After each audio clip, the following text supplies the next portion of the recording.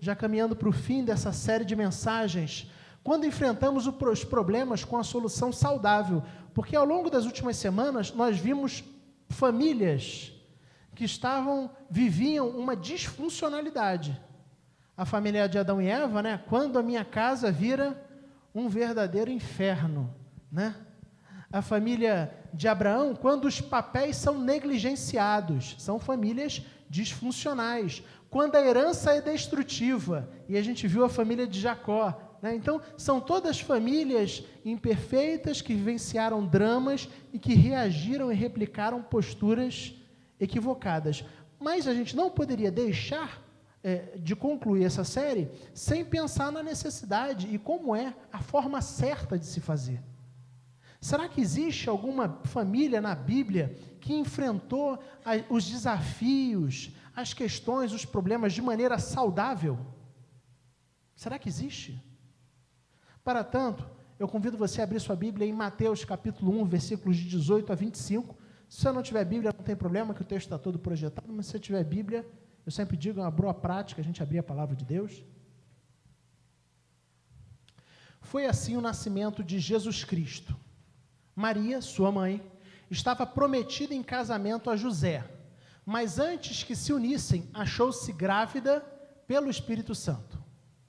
Por ser José, seu marido, um homem justo e não querendo expô-la à desonra pública, pretendia anular o casamento secretamente.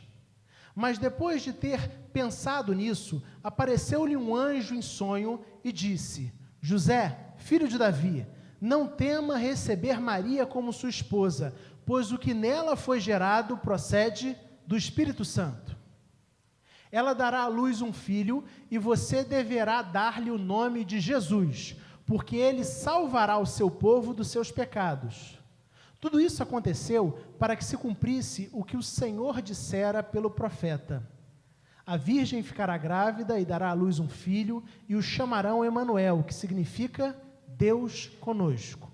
Ao acordar, José fez o que o anjo do Senhor lhe tinha ordenado, e recebeu Maria como sua esposa, mas não teve relações com ela, enquanto ela não deu à luz um filho.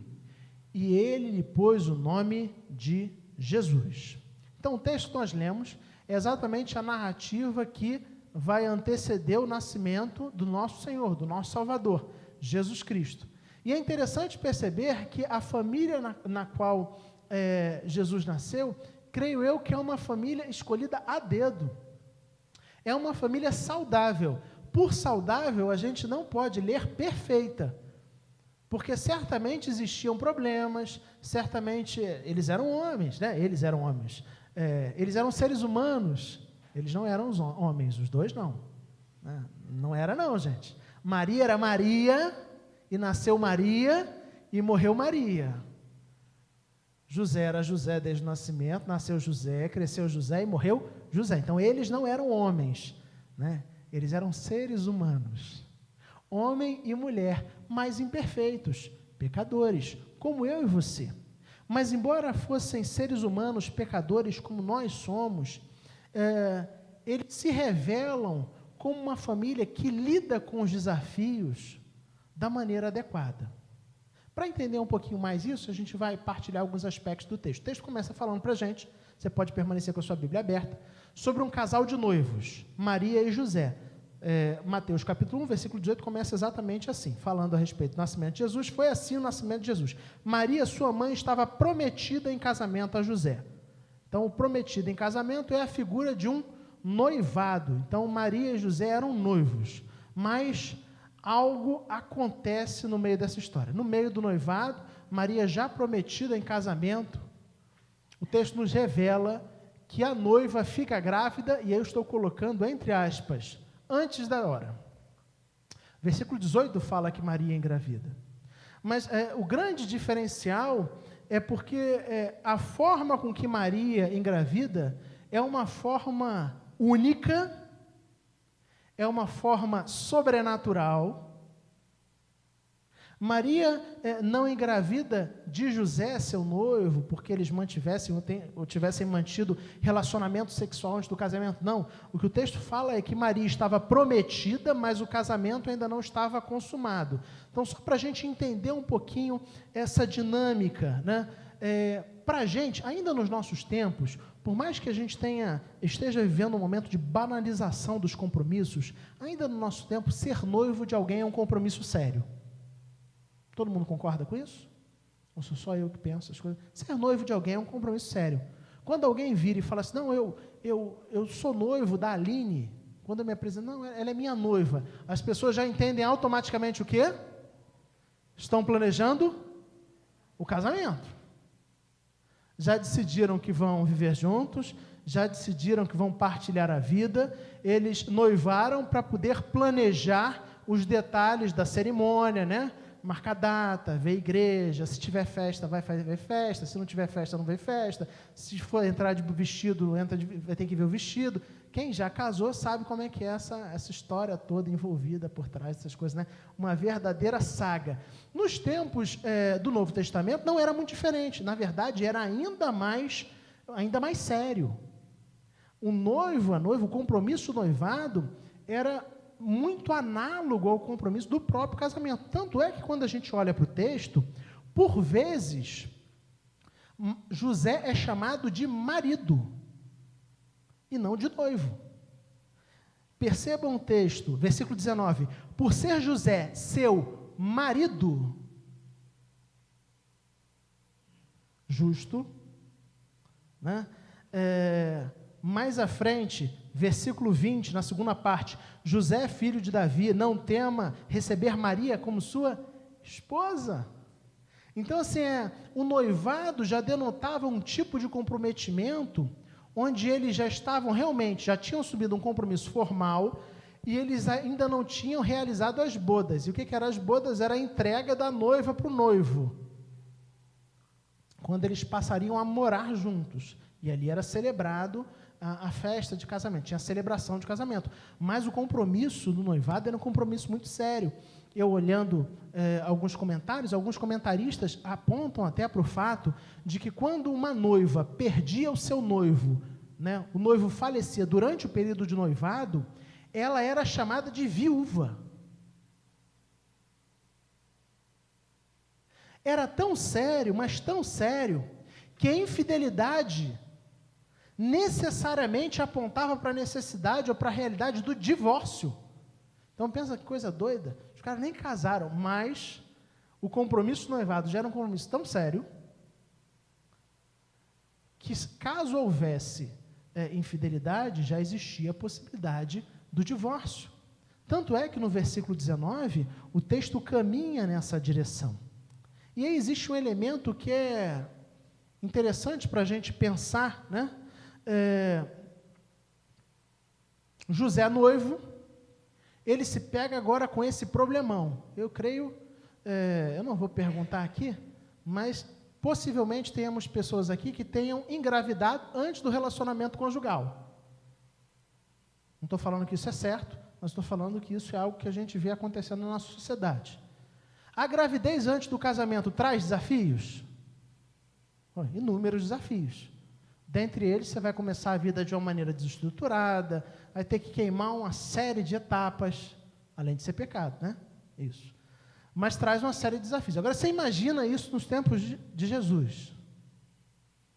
A noiva está grávida, mas eles ainda não consumaram o casamento. Quando José ficar sabendo disso, qual o tipo de sentimento que vem ao coração dele?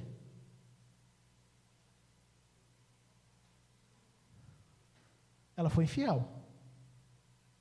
Existe outro tipo de sentimento que qualquer homem ou qualquer mulher teria ao saber de uma situação dessa? Não, a pessoa foi infiel. E aí existia duas formas de lidar com esse assunto. O assunto do divórcio. Pelo processo público ou por um processo privado. O processo público, ele tinha a ver com a exposição. Então a pessoa faria uma queixa na frente das autoridades e toda a comunidade ali ficaria sabendo, e aquela pessoa seria, né, a parte que foi infiel seria exposta a um processo mesmo, seria julgado. Não, quem foi que engravidou? Foi você, mas quem foi que te engravidou? Imagina o constrangimento. O Antigo Testamento falava que esse tipo de ação, quando provada, era passível e tinha como pena a morte, apedrejamento. E aí existem algumas linhas aí meio confusas da gente entender, né? Nos tempos de Jesus, vivendo sob o domínio romano, salvo se essa também fosse uma lei romana, eles não tinham o poder sobre a vida, tanto é que Jesus é levado a Pilatos, Jesus levado a Herodes, porque os judeus viviam sob a égide romana, não tinham poder sobre a vida das pessoas. Então o que eles faziam? Eles faziam a exposição pública, a humilhação pública, de maneira que aquilo maculasse a imagem daquela pessoa, da parte infiel, de tal forma, humilhasse a pessoa de tal forma, que aquela pessoa fosse eternamente condenada à vergonha. Esse é o processo público. Mas o texto aponta para a gente, desde o início, versículo 19, por ser José, seu marido, um homem justo, e não querendo expô-lo à desonra pública, pretendia anular o casamento secretamente. Então José, ele pensa na segunda alternativa, ele pensa assim, olha, não, eu vou criar aqui uma circunstância, eu vou chamar apenas os líderes, vou tentar tratar a coisa da maneira mais secreta possível, né? Eu li aqui um pouco, eu peço licença. José escolheu um outro caminho, que era separar-se, entregando a Maria uma carta de divórcio, privadamente, com o consentimento dela. Essa carta daria a Maria a possibilidade de casar com aquele com quem mantivera, supostamente, relacionamento sexual, de modo, assim, o escândalo não viria a público. Percebem? Então, ele dava a carta de divórcio, em secreto. Maria, com a carta, ela teria direito, estaria liberada para casar com qualquer um. Ela iria até a pessoa que, teoricamente, já teria engravidado, pelo menos esse seria o processo normal, e isso daria a ela o direito de casar com a pessoa que a engravidou. Dessa forma, a comunidade como um todo nem ficaria sabendo o que aconteceu. José já toma essa direção. Mas o texto continua, ele não para aí, porque ele apresenta no versículo 20 um dos aspectos mais fantásticos do Evangelho. Nascimento virginal é um dos grandes temas do Evangelho. Porque o Deus a quem nós servimos, o Deus que a Bíblia fala, que Ele é Jesus Cristo, que Ele veio ao mundo para morrer na cruz no nosso lugar, Ele não é um ser humano como qualquer outro. O texto bíblico fala que Ele é ser humano, sim, mas Ele também é Deus. E que Ele passa a existir, né, como ser humano, a partir não do relacionamento entre um homem e uma mulher, mas a partir da ação do Espírito Santo em Maria.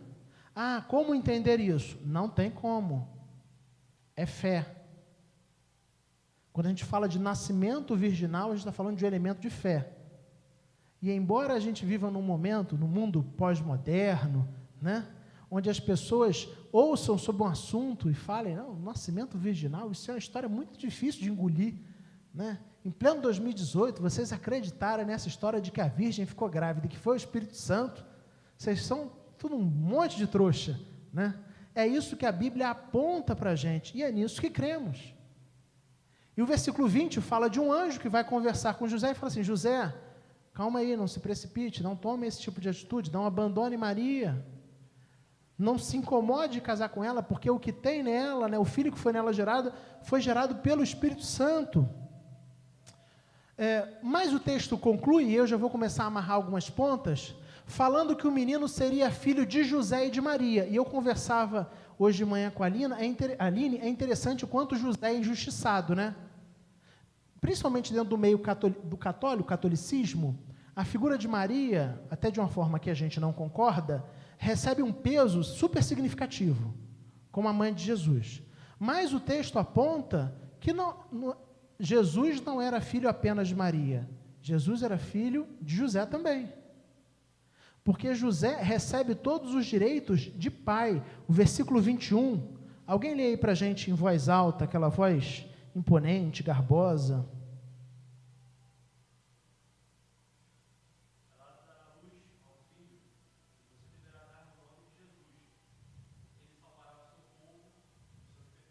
Certo? É interessante, algumas coisas passam batidas. José tanto era pai de Jesus, que ele é quem daria o nome. Isso passa batido, no nosso tempo, as pessoas escolhem nome por qualquer motivo, mas nessa cultura aqui, a única pessoa que tinha direito de dar o nome ao filho era o pai. Então, quando o Espírito Santo está falando assim, olha, você que vai dar o nome, ele está falando assim, você vai ter todos os direitos de agir, de vivenciar como pai de Jesus, ainda que não tenha sido biologicamente, porque o nascimento foi virginal, pai dele, mas sim, você é pai de Jesus, do ser humano Jesus. Avançando um pouco e tentando algumas coisas importantes para a gente. Primeiro, é importante a gente entender que desafios, problemas, crises, dificuldades acontecem nas melhores famílias. Por melhor que seja a sua família, por mais bem estruturada que seja a sua família, por mais frequente a igreja, por mais consagrados que vocês sejam, é possível, eu poderia até dizer assim, é certo que ao longo da caminhada e ao longo da história, vocês enfrentarão problemas, como eu enfrento problemas, como todas as famílias, as melhores famílias enfrentam problemas. Me espanta algumas pessoas que às vezes viram e falam assim, não, mas fulano está passando por problema, mas a família dele não está na igreja? E o que tem que estar na igreja? Porque está na igreja, você morde aqui e sai Coca-Cola. Não, porque está na igreja, a minha família não tem nenhum problema. É assim que funciona? Não é. Então, assim, esses desafios, os problemas, acontecem nas melhores famílias. A diferença está na forma como essas famílias lidam com essas questões. E é aí que a gente precisa entender. Os problemas, eles sempre estarão presentes. A grande diferença é como nós lidamos com esses desafios que, vez por outra, nós vivenciamos. Eu quero pontuar com vocês algumas atitudes tomadas por José e, consequentemente, por Maria. Primeira atitude, versículo 19. Vou ler e você acompanha silenciosamente. Por ser José, seu marido, homem justo, e não querendo expô-la à desonra pública, pretendia anular o casamento secretamente. E o primeiro aspecto que eu acho muito interessante, da maneira saudável com que José e Maria lidavam com seus problemas, é que José tinha a preocupação, ou teve a preocupação, de mesmo diante da crise, mesmo diante do problema, mesmo se sentindo ofendido, mesmo se sentindo traído, não expor sua noiva. Ele poderia expor, ele poderia colocá-la no meio da comunidade e falar assim, essa mulher, e é o comum de se fazer, né? Quando alguém nos machuca de uma maneira tão profunda, como provavelmente José se sentiu magoado por Maria, ele não sabia que era o Espírito Santo ainda, né, gente? E mesmo quando o negócio de Espírito Santo a gente acredita, José acreditou, ele é um homem de Deus, mas não é uma coisa fácil de entender. Mas mesmo diante dessa circunstância, José não tomou aquela atitude que muitas vezes nós tomamos. Quando os nossos cônjuges, nossos filhos, nossos pais erram com a gente, muitas vezes, o que a gente faz em retaliação é expor a pessoa. Fulano errou comigo. Todos agora têm que ter a mesma raiva que eu tenho da pessoa. E a gente pega e expõe, sem dó. Em tempos de rede social, casamentos são expostos via Facebook. Problemas conjugais são expostos de maneira pública. E o primeiro aspecto que eu quero mostrar para você, porque o texto aponta nessa direção, é muito interessante perceber que numa sociedade, mesmo numa sociedade tão conservadora, e por que não dizer uma sociedade tão machista quanto a sociedade dos tempos de Jesus, José tem toda a preocupação de agir de uma forma e de buscar uma solução para o problema que não levasse a sua noiva a ser exposta. Eu acho isso fantástico. porque isso demonstra cuidado, isso demonstra zelo. Mesmo machucado, mesmo ferido, ele ainda tem cuidado. E o grande problema é que quando a gente vivencia problemas em família, dificuldades em família, quando a gente magoa e é magoado, parece que a gente entra às vezes num tipo de luta onde vale tudo. Eu não estou falando de MMA moderno, onde tem um monte de regra, estou falando de vale tudo do início mesmo. Quase do dedo no olho, puxar cabelo.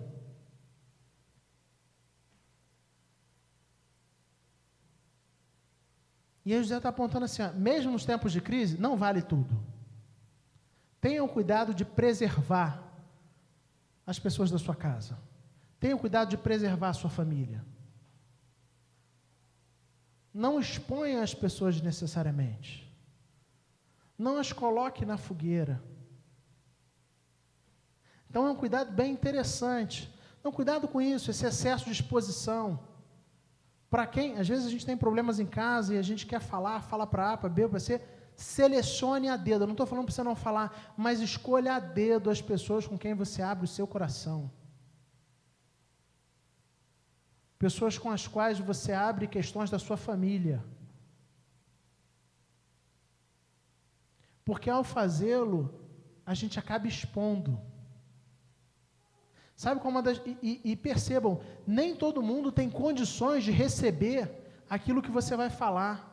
Uma das coisas que eu trabalho no meu coração, como pastor a gente ouve de tudo, ou de quase tudo, e existe uma possibilidade muito grande de tomar raiva das pessoas. Então a Elaine vem, estou dando um exemplo hipotético, tá, gente? Isso nunca aconteceu, por isso que eu estou pegando o exemplo da Elaine. A Elaine vem e fala de quanto o Ricardo tem feito ela sofrer. Se a pessoa não tem maturidade para lidar com isso, a pessoa vai tomar raiva do Ricardo. Então você, ao invés de ajudar alguém, arrumar alguém que te ajude, que te aconselhe, que tenha um conselho sensato, uma palavra que seja bênção, de edificação, vai ser alguém que vai ficar com raiva junto com você, e que, não, detona mesmo, bica a minha história, ele não te merece. Então cuidado com esse quê da exposição, não exponha a sua família, não exponha a sua família. O segundo aspecto que eu acho fundamental a gente pensar, cuidado com decisões precipitadas e impulsivas, versículo 20. Mas depois de ter pensado nisso, apareceu-lhe um anjo do Senhor em sonho e disse, José, filho de Deus, de novo, vamos tentar? Filho de Davi, é filho de Deus também, gente. Filho de Davi, não tema receber Maria como sua esposa, pois o que nela foi gerado procede do Espírito Santo.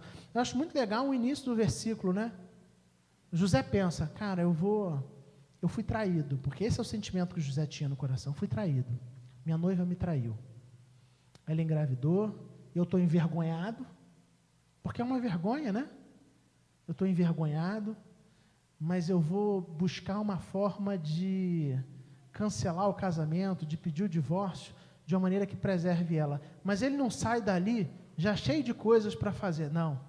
O texto aponta para a direção de que ele para pensar sobre aquilo.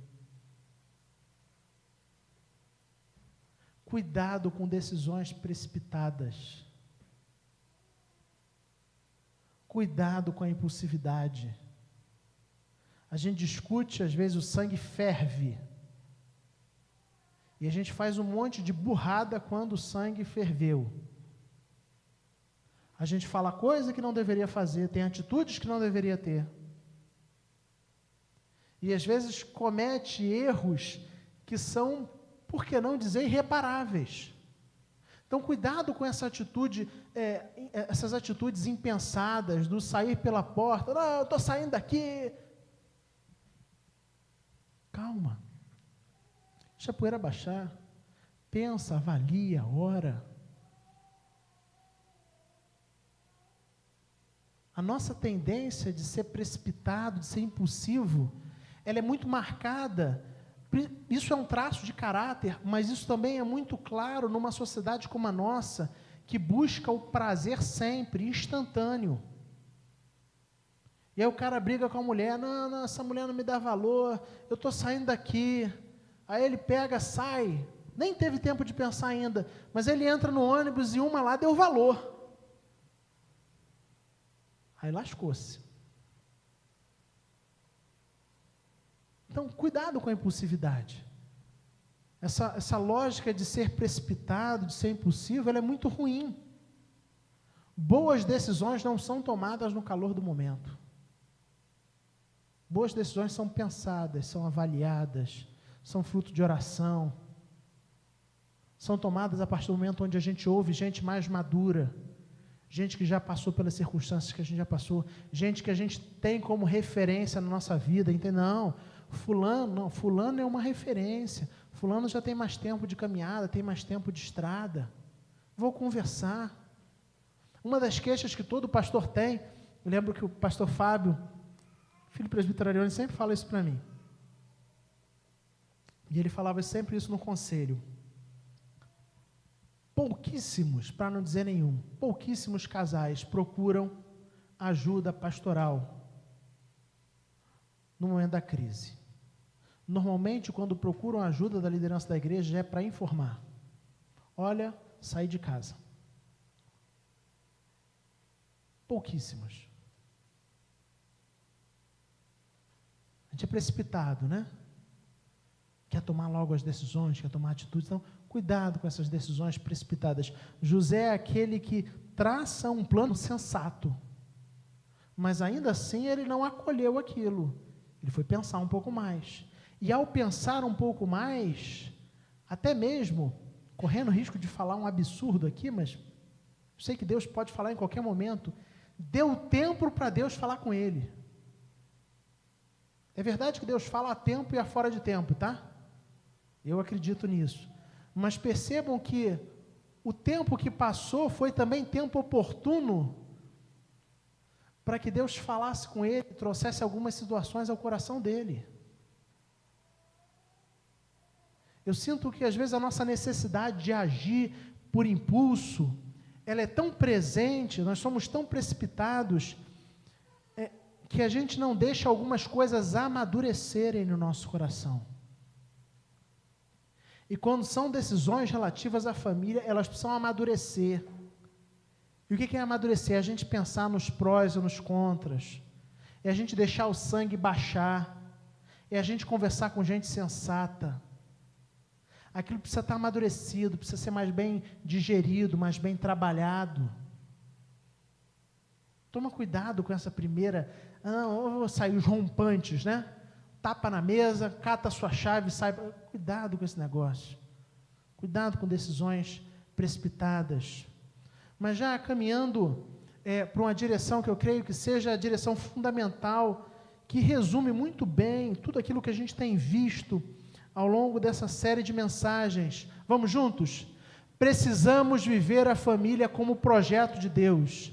Estar dispostos para ouvir e obedecer à vontade do Criador diante dos desafios. No fundo, o que norteia uma família que lida com as circunstâncias difíceis, que lida com os problemas de maneira saudável, a grande marca dessa família é que os seus integrantes entendem que família é um projeto de Deus, e que se família é um projeto de Deus, a gente tem que estar disposto a ouvir e a obedecer à vontade do Criador desse negócio.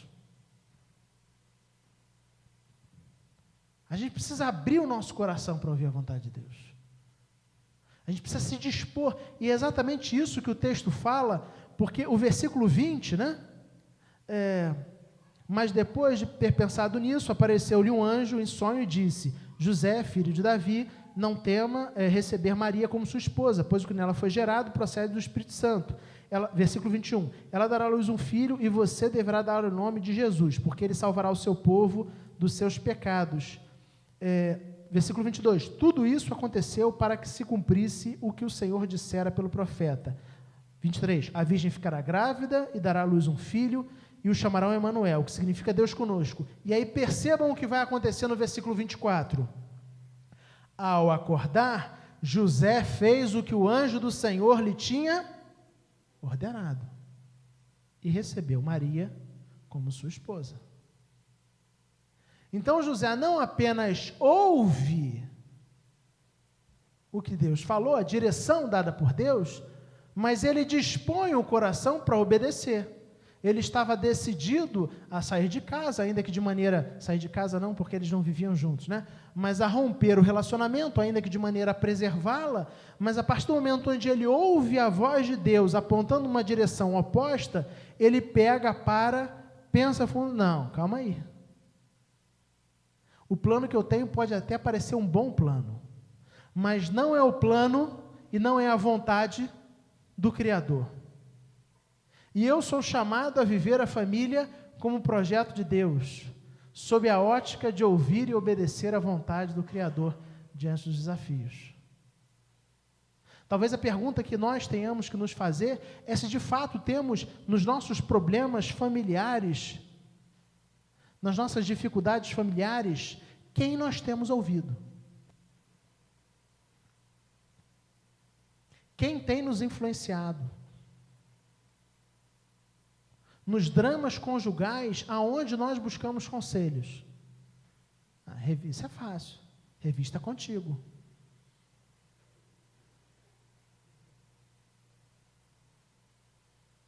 Caras.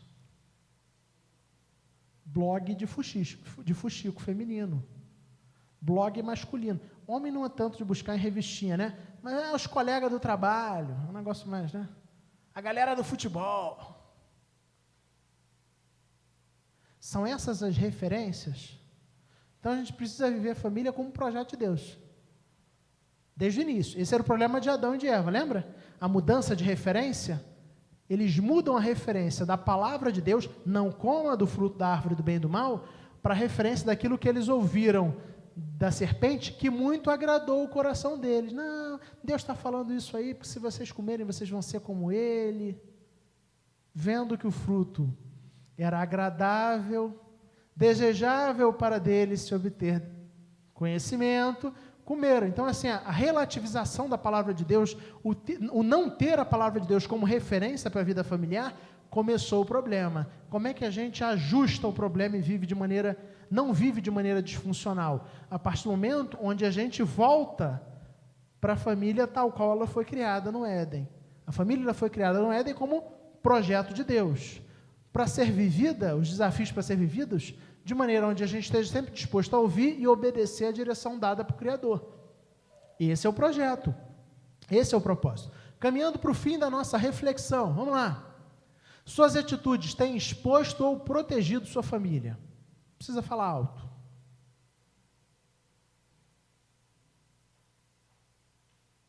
A sua maneira de lidar com os problemas que existem na sua casa tem gerado exposição ou proteção? Tem demonstrado raiva ou cuidado? Que a exposição que está em jogo é a raiva, né? A gente tem raiva, então a gente quer queimar a pessoa. A gente quer que os outros tenham raiva da pessoa como a gente tem. Ou a gente demonstra cuidado? Segundo, você tem agido de maneira precipitada e impulsiva diante das crises? Você se considera uma pessoa impulsiva?